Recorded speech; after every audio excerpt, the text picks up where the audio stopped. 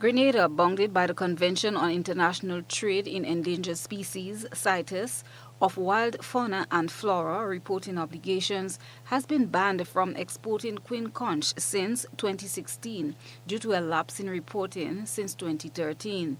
In an effort to resume the export of Conch, locally known as lambi, to the international market, the Ministry of Agriculture and Lands, Forestry and Marine Resources has sought assistance from the Convention on International Trade in Endangered Species Secretariat to address its non-compliance issues. The CITES Secretariat, together with the OECS Secretariat, was on island this week working towards implementing legislative measures, reporting procedures, and institutional arrangements to get Grenada fully compliant and the ban lifted. Stakeholders from various sectors attended a workshop on Tuesday held at the Fisheries Conference Room, where they were briefed on the Convention's requirements and their role in implementation. Thomas DeLeo, legal officer at the CITES Secretariat, outlined the anticipated outcomes of the workshop. At the technical level, the outcome would be to ensure that Grenada is in a position to fulfill all of the obligations under the Convention, but the bigger picture is to ensure that Grenada can continue conserving its species, especially its marine species, for the enjoyment of the population in Grenada, but also to develop the economic sector that is using those resources for economic trade. That would be the bigger picture and the biggest success in the implementation of the Convention. Grenada is doing a good work in developing its legislation for the implementation of the Convention, so one objective would be to continue and finalize the draft and then adopt the legislation, and also continue its effort to provide the reporting that the Convention requires in terms of the trade in CITES listed species. That would be the two big achievements for the country, and thus allowing the country to continue implementing the Convention as it is required to.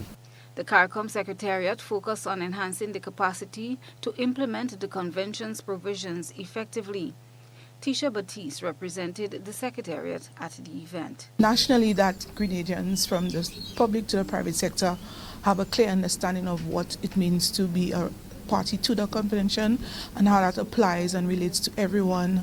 So increasing awareness, having a clear understanding, and ensuring that from a national perspective, people know, and when they hear CITES, they know exactly what it means and how it can benefit them as a people. This happening at the national level is very important.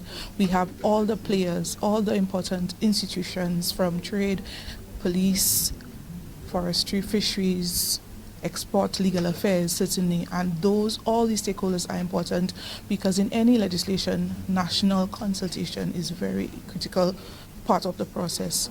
And from a CARICOM perspective, Permanent Secretary in the Ministry of Agriculture and Lands, Forestry and Marine Resources, Isaac Bagwan, underscored the significance of lifting the ban. As it relates to the Conch, this is very important as an export for Grenada as part of the fishing sector. Of course, we know that once you do export, you do get foreign exchange. Of course, that industry itself creates employment for quite a number of persons, and of course there is the opportunity for value added. So it's a very important industry because it helps, of course, generally with the issue of poverty alleviation. So for us, it is taking the steps to do what we need to do so that we could get back, or the ban should be lifted, and that we could get back to exporting Conch. Conch, listed on the Appendix 2 of the CITES Convention, necessitates a CITES certificate for trade, and a number of legislative and administrative processes must take place.